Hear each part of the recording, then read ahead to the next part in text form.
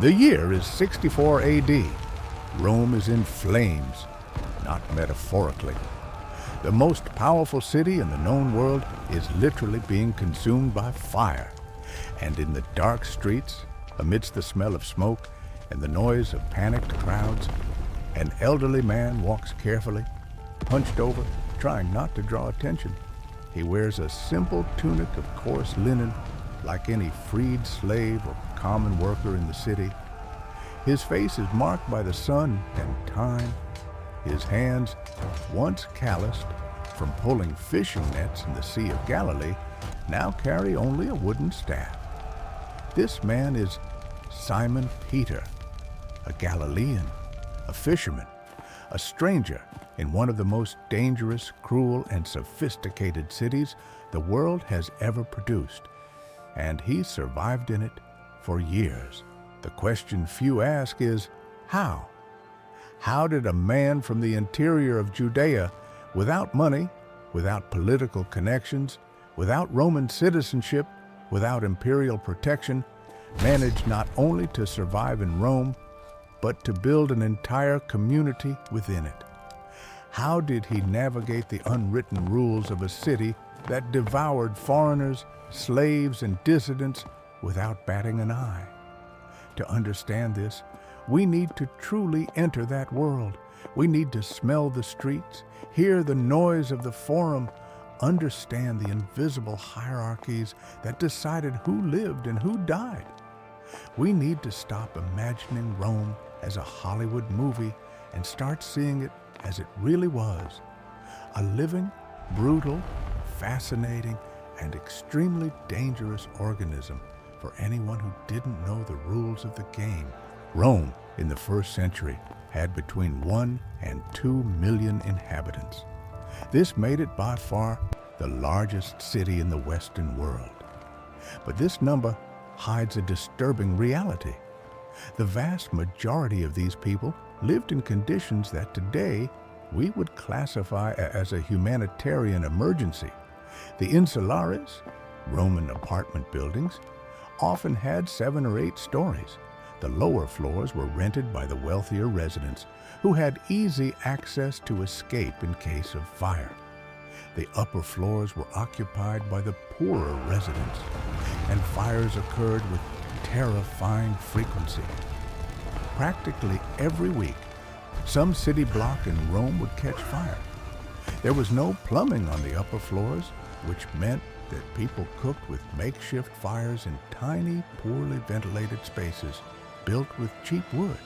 When Peter arrived in Rome, he probably settled in those upper floors. It was all a penniless foreigner could afford. Rent in Rome was absurdly expensive. Some ancient sources suggest that renting a miserable little room cost more than living comfortably in any provincial town. The city sucked money from people with the efficiency of a well-oiled machine. But fire wasn't the only danger.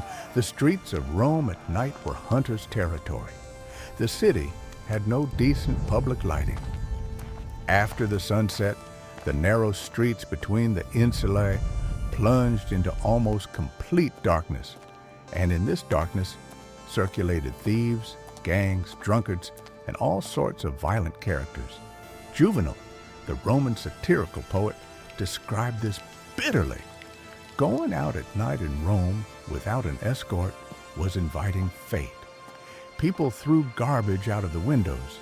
There were open sewers. The smell was unbearable for anyone who hadn't grown up in it. How did Peter survive in that physical environment? The answer lies in something that modern historians often underestimate: networks of Christian hospitality. When Peter arrived in Rome, probably in the early 60s, although the exact date is debated, he did not arrive as a lone missionary thrown into an unfamiliar city. He arrived in a city where there was already an established, vibrant, and geographically dispersed Christian community. The letter that Paul wrote to the Romans some years before Peter's arrival is an extraordinary document for understanding this. In chapter 16, Paul greets by name more than 24 people in Rome: Priscilla and Aquila, Urbanus, Stachys, Apelles, those of the household of Aristobulus, Herodion, those of the household of Narcissus, Tryphena, Tryphosa, Persis, Rufus and his mother, Asyncritus, Phlegon, Hermes, Patrobas, Hermas, Philologus, Julia, Nereus, and his sister, Olympus. This list is much more than an exercise in courtesy. It is a social map. What this reveals is that the Christians in Rome did not form a centralized congregation in a single location. They were distributed throughout the city, meeting in private homes scattered across different neighborhoods. Some of these names, Narcissus, Aristobulus, were probably freed slaves from powerful Roman aristocratic families. Others were Jews of the diaspora who had already been expelled from Rome by Emperor Claudius and had returned. There were Greeks, Syrians, Africans, and Orientals of all kinds. This network functioned as a parallel social security system. When a Christian from outside arrived in Rome, he had a place to sleep, a place to eat, a place to hide if necessary. Peter, as a figure of enormous authority in this network, would have had access to the most protected, safest homes of those families with the most resources. But surviving in Rome wasn't just a matter of logistics. It was also a political one. And that's where the story gets really fascinating. If you're finding this story incredible, subscribe to the channel now and turn on notifications. Every week, there's a deep dive like this into characters and worlds that changed history. Rome was a city of absolutely rigid hierarchies, but also of possible social mobility, provided you knew how to play the game. The Roman social structure was like a crystal pyramid, transparent enough for you to see the top, but with edges sharp enough to cut you if you tried to climb the wrong way. At the top were the senators and the imperial family. Below them, the equestrian order, the knights, the business and administrative class. Then came the full Roman citizens, the freedmen, freed slaves, the peregrini, free foreigners with some status, and finally, the slaves, who legally were not people, but property. Peter was a pilgrim, a free foreigner without Roman citizenship. Paul had Roman citizenship by birth, an immense advantage that guaranteed him legal protections that Peter simply did not possess. If Peter were arrested, he had no right to appeal to the emperor. He had no right to a formal trial under Roman law. He could literally be executed in ways that would be illegal for a citizen. So how did he navigate through it? The first strategy was invisibility. Peter did not preach in the public spaces of Rome with the same openness that Paul sometimes used in the synagogues. Peter's ministry in Rome was fundamentally domestic. It took place within homes, in closed meetings, in already formed communities. There was no large-scale public square evangelism. There was a patient and careful work of consolidating a network that already existed. The second strategy was fluid identity. Peter was Jewish, and in Rome, being Jewish was complicated, but not automatically dangerous, at least not in the 60s. Judaism was a religio licita, a religion legally recognized by the Roman state. Jews were allowed to meet, to practice their faith, to refuse worship of Roman gods. This was because Rome, pragmatically, had realized that trying to force Jews into polytheistic worship created more problems than it solved.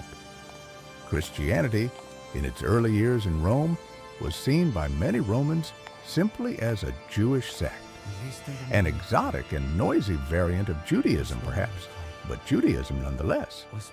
This confusion, which deeply irritated Jewish leaders, but was perfectly understandable from a Roman point of view, gave the early Christians a kind of legal umbrella that, while it lasted, was enormously useful. But that umbrella was beginning to disappear precisely when Peter was in Rome. In the summer of 64, the great fire of Rome changed everything. For 10 days, fire swept through the city. Of Rome's 14 districts, 3 were completely destroyed and 7 were left in partial ruins. Hundreds of thousands of people were left homeless. The psychological damage was catastrophic. Rome, the eternal city, the invincible city, was in ashes, and Nero needed someone to blame. The accusations against the Christians that followed the fire are described by Tacitus with disturbing clarity. He describes how Nero, to rid himself of rumors that he had ordered the fire, rumors that Tacitus clearly finds plausible, fabricated culprits and applied the most refined punishments to those whom hated for their vices, the people called Christians. Tacitus describes spectacular executions, Christians covered in animal skins to be devoured by dogs, crucified or transformed into human torches to illuminate Nero's gardens at night. It's difficult to read this passage without feeling a chill. We're talking about real people, with names, with stories, with families. People Peter probably knew by name. Perhaps people he had baptized, taught, visited in their homes. How did Peter survive this persecution? Here, the story becomes more obscured, and we need to be honest about what we know and what we are deducing. Some ancient traditions suggest that Peter attempted to flee Rome during the persecution. The famous story of Quo Vadis, in which Peter, fleeing along the Appian Way, encounters Jesus walking toward the city and asks, "Lord, where are you going?" And Jesus replies, "I am going to Rome to be crucified again," is a late account, probably from the 2nd century, of uncertain historical value. But it captures something psychologically real: the tension between the instinct for survival and the commitment to the mission. What we know with greater certainty is that Nero's persecution, while brutal, was geographically limited to Rome and relatively brief. It did not become a systematic imperial policy. That would come decades later under other emperors. It was an explosion of localized violence fueled by Nero's political need for a scapegoat, not by an anti-Christian state theology. This means there were windows of opportunity, periods of respite between moments of acute danger. And Peter apparently knew when to stay still and when to move. This content is based on serious historical research. If you want more episodes like this, leave a like now. It helps the channel grow and produce more. But surviving in Rome wasn't just about escaping physical death. Rome did something more subtle to people. It tried to transform them. Rome was an extraordinarily powerful cultural machine. Romanization, the process by which conquered peoples gradually adopted the Roman language, customs, architecture, values, and mentality, was perhaps Rome's greatest imperial achievement, more enduring than its armies. You could resist Rome militarily and lose, but Romanization happened from the inside out, almost without you realizing it. Latin was the language of power, contracts, law, and administration. If you wanted to do business in Rome, you needed Latin. If you wanted to resolve a legal issue, you needed Latin. If you wanted people to take you seriously, you needed to at least understand Latin. Peter, who likely spoke Aramaic as his first language and Koine Greek as his second, needed to navigate this tripartite linguistic environment. Early Christian tradition associated Peter with an interpreter named Mark, the same Mark who would eventually write the gospel that bears his name. Eusebius of Caesarea, quoting the 2nd century bishop Papias, states that Mark was Peter's interpreter and that he wrote his gospel based on Peter's preaching, not necessarily in chronological order, but faithfully. This is historically fascinating. Peter needed an interpreter in Rome, or at least someone to help him communicate his message to audiences who did not share his linguistic and cultural background. Mark, who appears to have been bilingual and perhaps trilingual, served as that bridge, but something deeper was happening.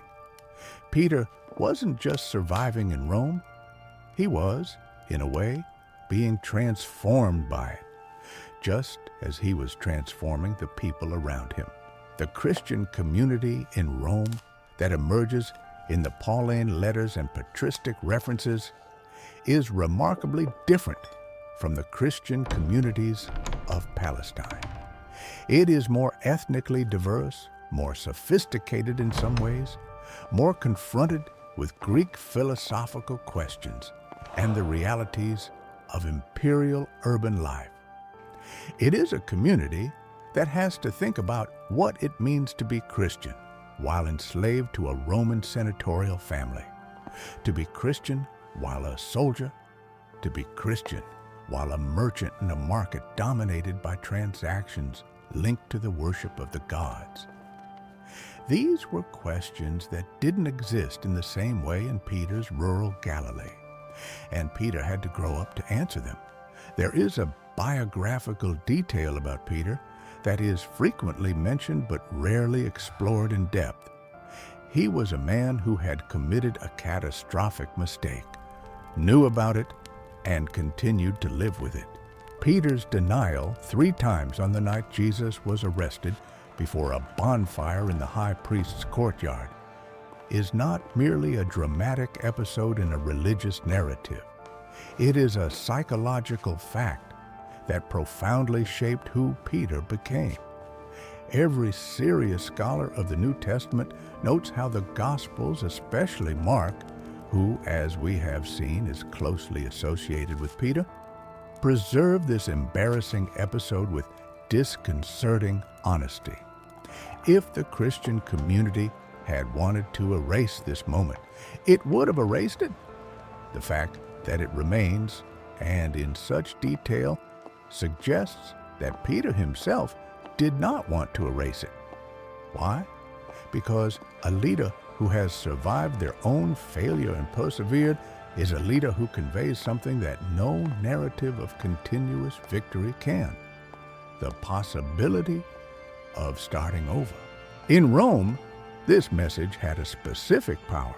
Rome was a city of spectacular losers as much as of winners. It was a city full of slaves who had been free men, of freedmen who carried the stigma of having been property, of broken veteran soldiers, of families who had lost fortunes in a political upheaval. The message that failure was not the final word found very fertile psychological ground. Peter was, in a sense, the living testimony of this message. Not a spotless hero, but a man who had failed publicly, had wept bitterly, had been restored, and had risen to do an even greater work than before. This resonates in a way that perfection never could. To understand how Peter survived and operated in Rome, we need to understand something fundamental about the social structure of the Roman world: the institution of patronage. Roman patronage wasn't corruption. It was the system. It was how Rome functioned. A patron was someone with resources, status, and protection who offered these benefits to clients in exchange for loyalty, services, political support, and public displays of respect. Clients were people of lower status who needed protection, employment, legal representation, loans, or simply a kind word in the right ear. every Roman of any status was simultaneously a patron of some and a client of others. It was a vertical network of mutual obligations that permeated the whole of society, from the imperial family to the humblest freedman. The Christians in Rome collectively operated within this structure. Those with more resources, such as Priscilla and Aquila, who owned a tent-making business, effectively functioned as patrons of the Christian community. They opened their homes for meetings, provided material resources, and likely used their business connections to help other members of the community. Pedro, as a figure of spiritual authority, but without his own material resources, depended on these networks. But he offered something that no amount of wealth could buy: charismatic authority, first-hand accounts, and a living continuity with the origins of the movement. In this sense, Pedro was a customer who was also the greatest symbolic patron of the entire network. It was a paradoxical position, but the Romans understood social paradoxes. They lived within them every day. Share this video with someone who loves history. You have no idea how much a video like this can spark someone's interest in a whole new world. One of the most underrated aspects of Peter's experience in Rome is how deeply domestic the early Christian faith was, and how this was simultaneously its greatest vulnerability and its greatest strength. House churches, the ecclesia meeting in private homes, were invisible to the Roman surveillance apparatus in a way that public gatherings never would be. Rome had spies, it had informers, it had a culture of mutual surveillance that would be familiar to any scholar of modern authoritarian regimes. But penetrating the interior of a private home was more difficult. The Roman home, especially the home of a citizen of some status, was a space with legal and social protections. Invading a home without specific reason was a violation that even the most powerful had to justify. Christian gatherings in homes could be disguised as meetings of a collegium, one of the numerous voluntary associations that flourished in Rome. There were collegium of workers, artisans, veterans, devotees of specific deities, and neighbors from the same block.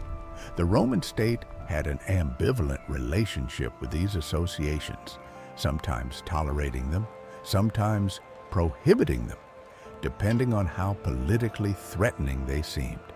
But a small domestic gathering presented as a mutual aid or devotional association did not necessarily attract immediate attention. This didn't make the job safe, but it made the risk manageable. Pedro, with decades of experience in human community, intuitively understood the importance of shared life. Communal meals, caring for the sick, supporting widows and orphans, lodging travelers, these practices, which Christians partly inherited from Judaism and developed in their own way, created a web of mutual dependence that made the community resilient. When persecution came, there was always someone with a spare room, a business that needed a worker or a rural property outside the city where someone could hide for a few weeks. In this sense, faith was also a system of social security. And in Rome, where most of the population had no safety net beyond their own personal resources, this was extraordinarily attractive. Eventually, Peter could not escape. Christian tradition is unanimous. He was martyred in Rome, probably at the end of Nero's reign between 64 and 68. Tradition is also specific about the manner, crucified upside down at his own request, because he considered himself unworthy to die in the same way as Jesus. This death in Rome, and not anywhere else, is no historical accident. Peter chose Rome, or at least being in Rome, he chose to remain, even when he could perhaps have left. This says something profound about what Rome represented to him. The center of the world, the place where the message he carried had to reach and take root, the heart of the empire that needed to be transformed from within. He had arrived as a penniless Galilean fisherman in one of the most powerful and dangerous cities in the world. He had survived for years within a system that wasn't built for people like him. He had built networks, nurtured communities, adapted his message without betraying his core, learned to be invisible when necessary and visible when needed. And in the end, when invisibility was no longer possible, he didn't run. Peter's story in Rome is fascinating precisely because it is not a conventional story of power. It is not the story of a victorious general, a conquering emperor, or a philosopher protected by wealthy patrons. It is the story of a man without resources, without institutional protection, without citizenship in the country where he was living, who found ways to survive, to build, to leave a lasting mark. The tools he used, networks of trust, a fluid but not dishonest identity, careful reading of the political environment, a willingness to learn and adapt, grounding in a community of mutual support, are fundamental human tools. They don't require wealth. They don't require status. They require social intelligence, courage, and consistency of purpose. Rome devoured millions of people who passed through it without leaving a trace. Slaves, laborers, soldiers, nameless foreigners who came from all parts of the known world and were lost in the labyrinth of the greatest city of the ancient world. Pedro didn't get lost, not because it was perfect, not because it was powerful, but because I knew who I was.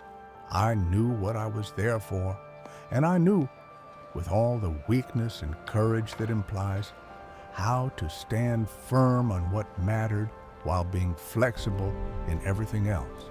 This is perhaps the most enduring lesson that this ancient man has to offer to anyone who finds themselves today in a hostile, competitive environment, full of invisible hierarchies and unwritten rules.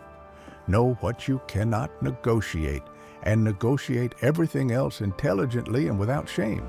Rome did not defeat Peter. Peter did not conquer Rome, but what he planted inside her grew until it cracked the rocks.